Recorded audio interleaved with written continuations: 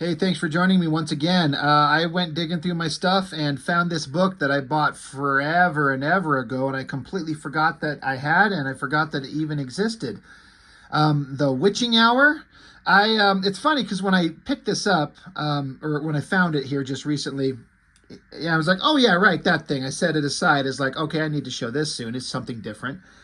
In my mind, I'm like, this is part of the Neil Gaiman Sandman universe thing, right? Especially with this artist. But then I'm like, oh wait, no, this is a Jeph Loeb thing. I associate Chris Bachalo. Is that how you say his name? I don't know. I've never heard anyone actually pronounce it that I knew was the correct way. So I hope I'm saying his name right. Chris Bachalo. Didn't he draw some of the comics that have the death character that Neil Gaiman did? That's where I associate him first, but I wonder if I've got that completely wrong. For some reason, that's what stuck in my mind. But because he's attached to this, and it's a DC Vertigo, at a glance, I'm like, oh, this is part of that Sandman universe. And I've never read any of the Sandman stuff, and I understand it is one of the most highly regarded comic series and writing ever. And it's one of those things where it's something I should kind of prioritize and pick up and see if I can get interested in it. But back in '99, I believe, is when this thing came out. I got it for one reason and one reason only to start, is Chris Bachalo on art. I had been introduced to his stuff for the first time that I was aware of on Generation X, the Marvel comic, which was, I haven't looked at him in so long. My brother's kind of going through him on his channel. I remember thinking they were pretty damn good because they were very different, but it was very good in my opinion. From what I remember, the only thing I think kind of sucks is I think they got 2 issues in or something like that, just a couple issues, and then they had to go off and do the Age of Apocalypse thing, which is like the dumbest thing in the world to do. It's like, here's a brand new series. We're starting this new generation. It was like the new version of the New Mutants is what I kind of thought it was supposed to be. You know, Banshee and the White Queen, you know, overlooking some new students. Anyway, this isn't about fucking Generation X. It's about this artist. But I saw his art in those books, and it took me a second to warm up to it. But I'm like, I'm kind of into it. And then I saw that he did this thing. And it looks very artsy and different, and like this is like a mature comic. This is some special thing. And I'm not saying that it's not. I'm just saying, there's some things that I'm more interested, and this is not it. Again, I'm not saying it's bad. I'm not saying that at all. I did read this way back when it first came out, and I don't remember anything about it, so that's how much the story resonated with me. But artistically, it's fantastic. It's just fantastic. Chris Bachalo has got such a weird style. I don't know how else to describe it. He does things so differently. But also, there's a big but. He has a tendency to make some of the most cluttered, hard to decipher artwork I've ever seen from like a super popular mainstream artist. And people tend to just still love it. At some point, we'll try to flip through those steampunk books that he did. Again, there's images that are just incredibly beautiful, but I remember just going through that book. I'm going, I cannot make any heads or tails and make any sense of what I'm looking at. So I think personally, I think he overworks his stuff and makes it too complicated in its clarity for storytelling. That is not happening in this book. There's a lot of interesting things that are done in this. There are a lot of fucking words in this book. Jeph Loeb is earning his page rate by filling it up with words.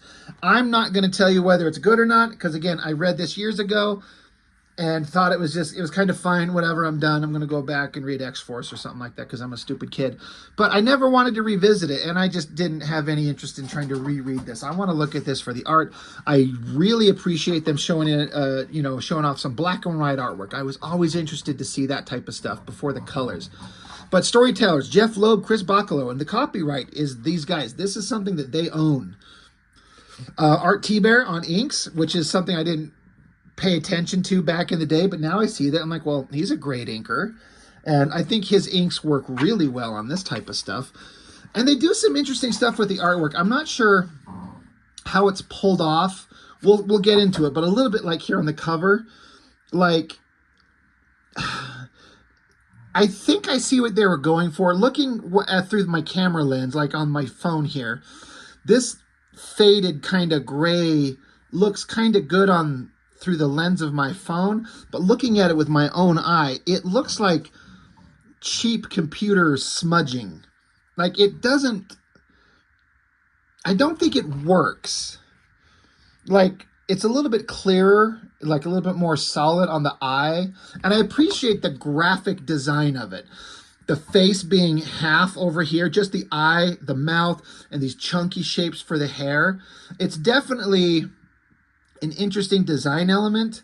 And then with the lettering, some weird words. I don't know what the fuck is going on. It's eye-catching. I like the little timepiece here. But I don't know. I think there's ways that that could have been done better. But as we get into this book, you'll see, like right here, this is the stuff that caught my eye and might have sparked my interest in black and white comics with grayscale. I don't know how this has been done, if it's with Zipatone, those sheets of stuff you put on the art and then you cut it out, or if this is some version of early computer Zipatone. I don't know. It's 99, so that's maybe way too early for that. But it gives a really eerie kind of look and interesting kind of fades. Seeing this made me really interested. And then look at how many panels. So what, 5, 10, 15, 20, 25 panels to take and just have all these panels and just have these little drawings. You have to be really clear with your composition choices and your ability to draw a thing in a little tiny panel that you can translate and see. But it kind of works. I like these shots of the eye as it gets closer. Again, these dots, this Zipatone, gray tone stuff, really, really neat.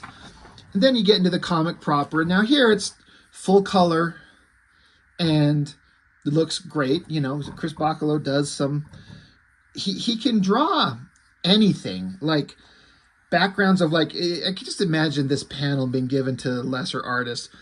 It's like a restaurant or a bar, like a rich, lavish one. All these chairs with this designy elements on it, all these tables in proper perspective, the patterns on the floor, the wallpaper, the trim around the doors, the moldings, the cash register, just all that detail in proper perspective. It's so well done. This guy can draw anything. It's just when he kind of restricts himself or, you know, reins himself in and doesn't draw this convoluted stuff that's so hard to see, like in some things. His artwork, for me, Chris Bachalo's artwork is either on fire, complete hit, or it's kind of a big miss. It's either perfect or I don't like it. There doesn't ever seem to be like an in-between, it seems like. And then another kind of interesting choice. This girl enters the room, and then when we see her, it goes to this black and white gray tone version. And they do a lot of character introductions just like this, on the page turn, flipping it over. And so it makes it stand out. It's pretty interesting. Another thing I've always thought about Chris Bachalo's art is his female figures are very interesting in that he does not seem to have an interest at all. And I respect him for this, even though I do the exact opposite. And I like artists who do the exact opposite. Is he doesn't have any interest in over-sexualizing them. You're not going to see him drawing some shot where it's like a obvious shot just to have a girl's ass pointing at us in a thong or have giant boobs sticking out of her shirt. In fact, all his female figures tend to be very skinny, slender figures and bodies, and they're very, very youthful looking in their face, which is both good and, I don't want to say bad. It's a little bit of a, if that's the only way you could draw female figures, is that they look super youthful, they look like teenagers rather than grown women. And so how do you change that up? Give them bigger tits and stick their ass out? I mean, that's what a lot of artists do. It's a fine line to walk. And I think his stuff certainly looks like the female faces that he does. They're always so beautiful, like attractive faces, the eyes, the nose, the mouth, the shapes he draws for the long hair. It always looks really good, and very simple shapes. He doesn't over render and crosshatch the hell out of things. But I've always felt like his female figures always felt very youthful, even when they're supposed to be grown women. And it's not a bad thing. It's just different. That's why I thought he worked on Generation X, because all those were supposed to be like teenage kids. So it worked. I like the way he does the leather, does shiny shapes on this leather coat. That's really good. But he also does some interesting panel layouts, these little tiny panels. And then, of course, this story's got this, like, it calls for, I don't know what the point is of having all this words and lettering and designy shit all the way around the edges. I don't mind it. It looks cool. It's artsy and designy. I wonder what the reason for it is, what their logic behind it is. We're doing this because this is what it stands for. Now, again, maybe if I read this thing again, I don't want to. I'm like, I don't have a lot of time in my life. And if I'm going to read a thing I know I've read once and didn't like, maybe I'd like it better now if I were to actually do that. But I'm just a terrible comic book reviewer. But yeah, this girl goes and meets this other guy. And then again, we flip the page and it's another gray toned black and white image that's it just makes the focus on each character stand out, very unique. Like, pay attention to, this is the character sheet for the guy. There is a bit of this text box that I do remember when I read this. This has stuck with me in my entire life. I've always remembered this. I don't know where I got it from, for the longest time, until just looking at this now. But I have always remembered this phrase. Specifically the tail end of this paragraph, but the entire thing says, we know virtually nothing about him other than he is a good soul of which there are far too few, but more than you know.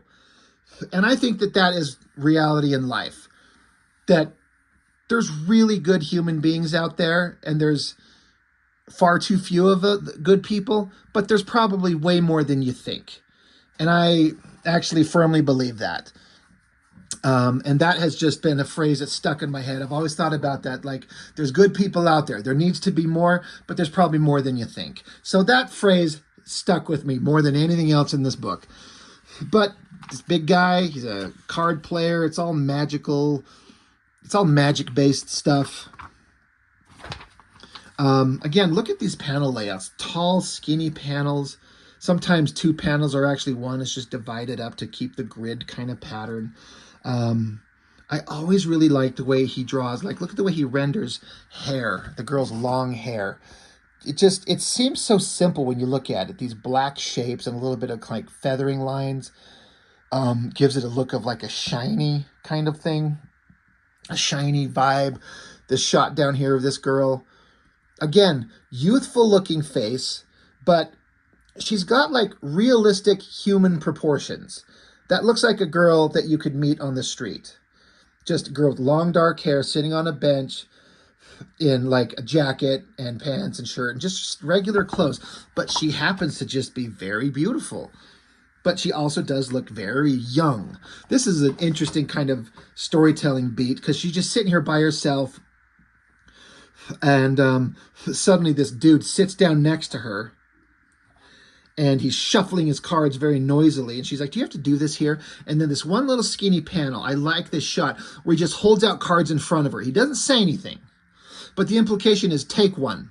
And just this shot. And like, if you look at his face, it's got this kind of like dot pattern zipatone on it to kind of fade it out and make the cards come forward in that image. Really neat. And then those backgrounds, look at those just black and white shapes. And then they just put like a flat color over it for the backgrounds on. And then look at that bottom panel right there. Like the reverse silhouette of the trees and the night sky in the background. magical, eerie, that clock, or rather a clock, that light tower thing behind her with the dot pattern zipatone glowing behind her. The architecture of it all, it's such good artwork. It is so visually interesting.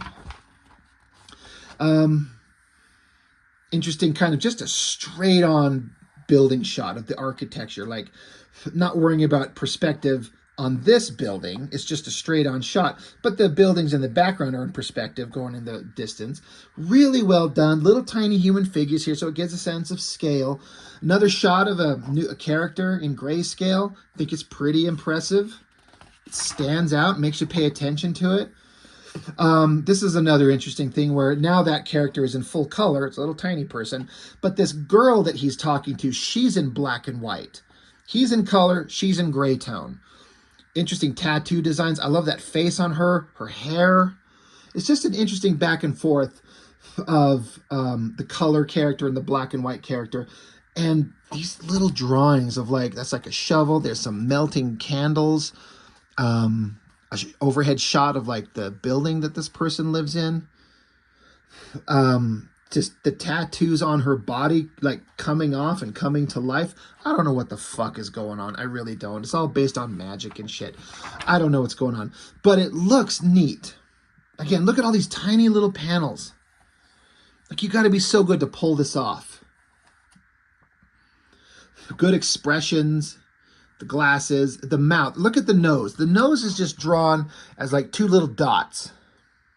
And I like the minimalism of that. I try to do that in my own work and not render the whole nose in all kinds of different shapes and shadows and sizes. I think it makes the nose pop. Like a nose on a female face, especially if you're drawing a young, youthful comic book figure. Simple little lines to indicate like the bridge of the nose and the nostrils, and then that's it. I think that works really well, and God, does he know how to do it. Then it kind of goes to like, I think that it does a time jump back in time, so we get more great architecture. And look, you got to go reference this stuff to get these buildings to know what they look like. Looks like Old England type stuff, Old England architecture. I like how some of it's in black and white. I really like the graphic design of this center figure with this cloak or jacket or whatever it is with this top part on it, and then that old-timey hat. It's just a really neat graphic design element, black and white, and then that center figure dividing it, and then color over here. It's very designy, very interesting. I always love this drawing of this girl. Again, this girl looks absolutely beautiful. Incredibly attractive face. Look at the features, those eyes, the subtleness on the nose and the mouth, and then the long hair. I love a girl with long hair and then a bandana. Like, that shit's sexy as hell. And then that bandana is super long, and she's wearing like a full dress. Like, there's no skin being shown at all, but she looks hot as hell. It's a great drawing. And she's very attractive, and I think it looks really neat. I've said before, drawing people kissing is hard, and that looks perfect. Absolutely perfect. And then, look at that black and white, rough, sketchy, chunky, weird shapes for that drawing of this guy's face. God, is that neat. It's really interesting artistic approach. Love that. Then there again, another character introduction, black and white, the glowing kind of dots. Like, let me bring it up close. Like, so you see it up close. It's one of those things where the closer it gets, you can kind of see them. It's not quite as mysterious, but once you back it up a little bit, you step away, it's just glowing. It looks really cool. Again, look at a bunch of little panels. So it's a lot of storytelling, a lot of people talking. You got to be disciplined to want to draw people sitting around talking and just repeating the same guy sitting here in the same angle, the same pose, just turning his head a little bit with different expressions. You have to love storytelling. Because if you get bored with that, doing that shit, if you're like, I need to have him punching a giant rock monster and have fire and explosions in the background, well, those are different comics for different people. God, again, look at these subtle uses of these like dot pattern gray tones here, and then the lighting, like the car approaching the silhouetted female figure in the foreground.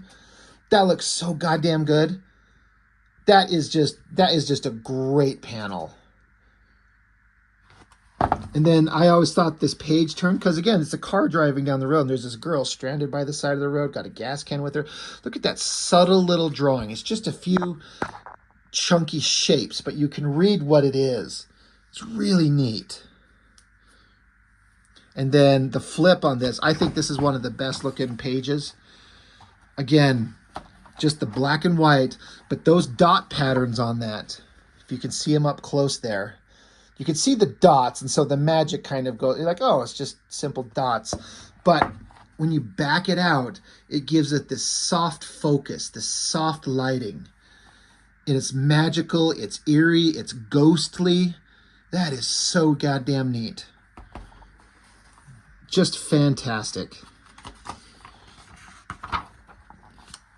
Then another kind of simple, you know, balloon shapes with the figure drawn in there. I wonder how that was done. If that was drawn in pencil and ink, it's color, or rather computer manipulation. I just don't know. I feel like this is one of those things where Chris Bachalo was giving it 100% of everything he had. And I mean, I feel like his work on Generation X was good, but this is better. This he's just a master of what he does, and he was always good. More storytelling, bunch of panels. It's a lot to take in. If you're, again, I just think of this as an artist. If I was handed this script and said, draw this shit, I'd be like, just fire me and hire someone who's good. I can't do this stuff. I am incapable of drawing this kind of stuff. Not because of patience, but backgrounds and perspectives in so many panels over and over and over. I always like that side view of her face. It's such a good female profile. Again, eyes, nose, mouth. I always talk about that. Drawing a profile is hard to get it right, especially on a woman's face. A guy's face in comics, you can kind of get away with almost anything. But a woman, if you're trying to draw an attractive comic book female figure, it's all about getting those lines in the right place.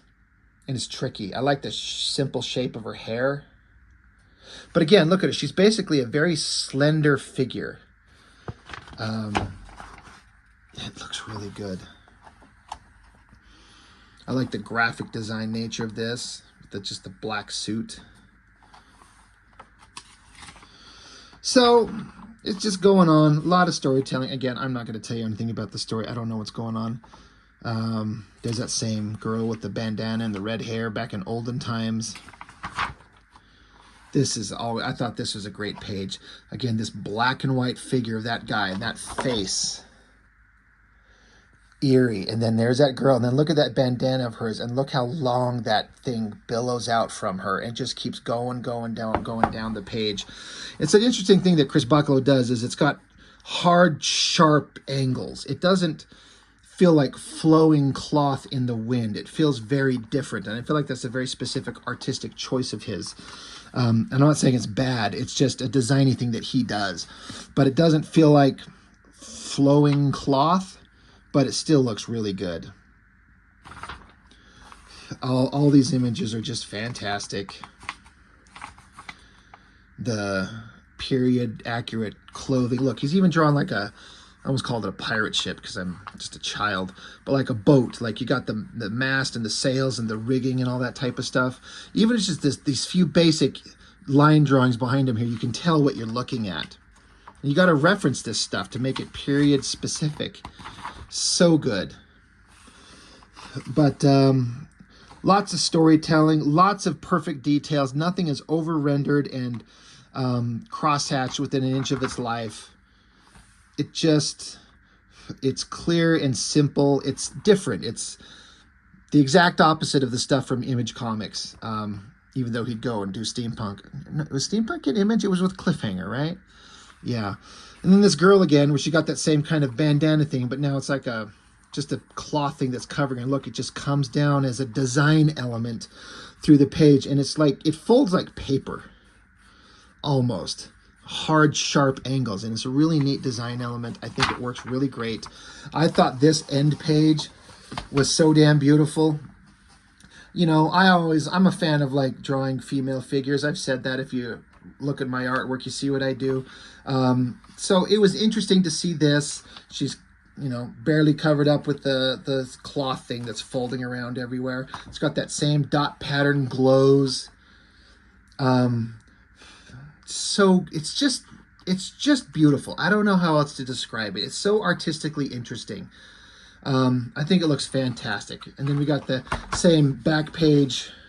It's like it's bookended with the same kind of shot of that girl, which is just right there in color. They just took that image and made like bookend images right there.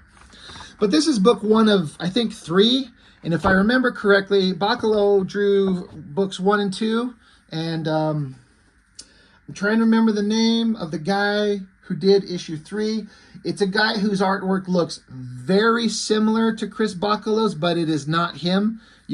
For me, I can tell it's not him, no matter how much it looks like he's doing his style. It's kind of like the difference of Jim Lee and Art T. Bear doing pencils, you know?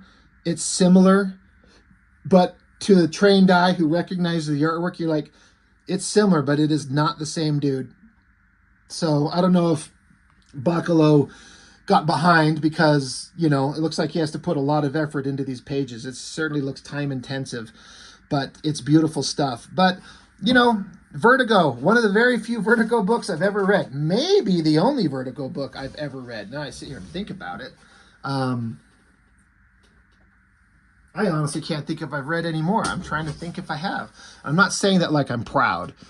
It's just growing up, especially in this era, 99, I had a limited budget and there was a billion things out there I wanted.